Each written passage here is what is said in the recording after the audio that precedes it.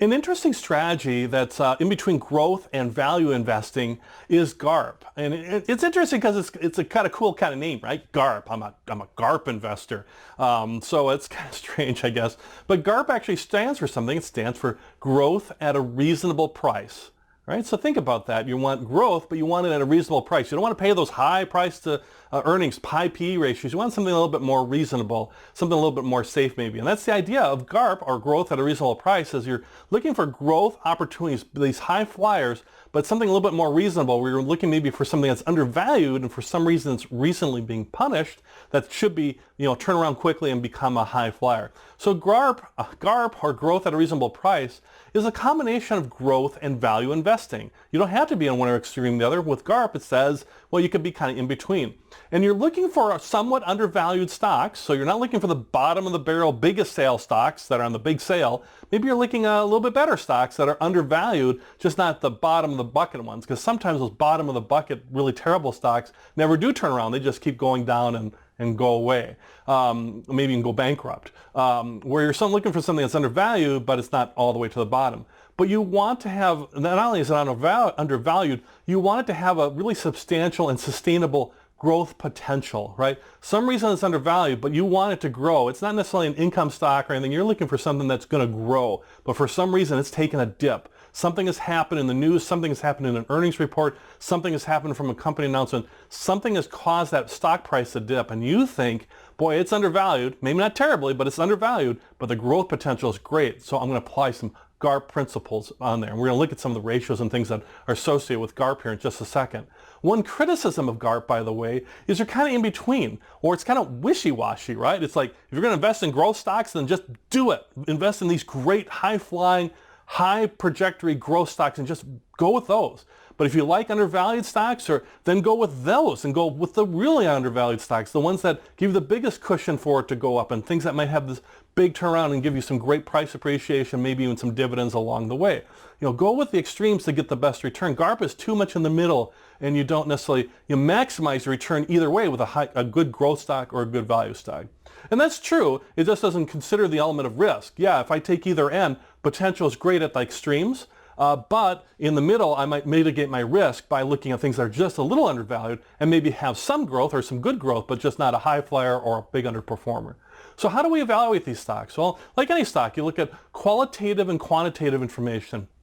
In GARP stocks, that qualitative information is very important. Qualitative being, not quantitative. Quantitative being the numbers, hard, cold numbers, ratios, those types of things. Qualitative is more about, what is the business strategy? What is the executive team saying? What is the CEO saying? Do they have a new CEO? Did the CEO just left? What's going on with the company?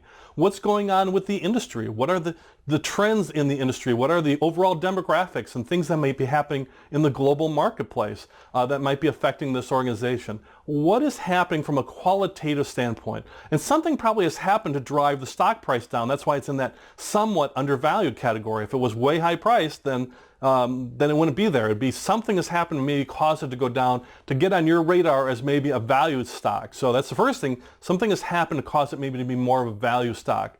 At least somewhat a value stock.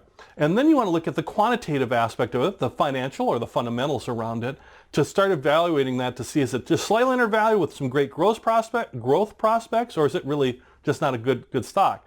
So quantitatively, just some guidelines and things to use. It can vary by industry, but compare with industry, of course. But one thing to look at is look at its recent, past, and its future growth potentials. That's really what you're looking at, is what's happened recently that's maybe been not so good, negative, but what does the future look like? Does the future look great?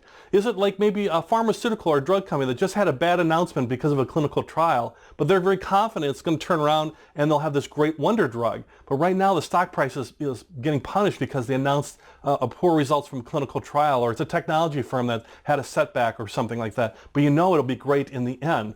Those are the kind of recent past and future growth you're looking for. The earnings per share will be more subdued. You're looking like a 15 to 20% range as far as earnings per share versus something like in a growth or in a value stock. So earnings per share is more subdued. And price to earnings is higher than a value stock, but lower than a true growth stock. Once again, maybe in that 15 to 25% range with currently with because we're in a high PE ratio period.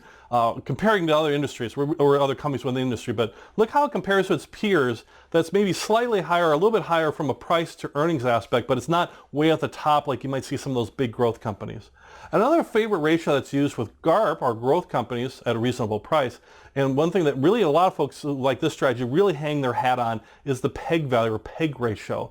And a PEG of less than 1 is something is something they're looking for. It might be something that's nearer to 0.5.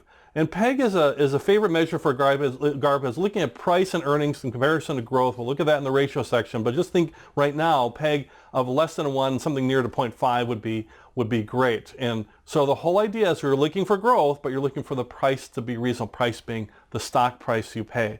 So, but understand, it's kind of wishy-washy. It's kind of in the between. So if you're not sure you want to take on the big risk of growth stocks or take on the big risk of a really super undervalued value stock that might not ever recover, maybe using some of these principles and understanding that you're looking for growth and value together under GARP might be the way to go.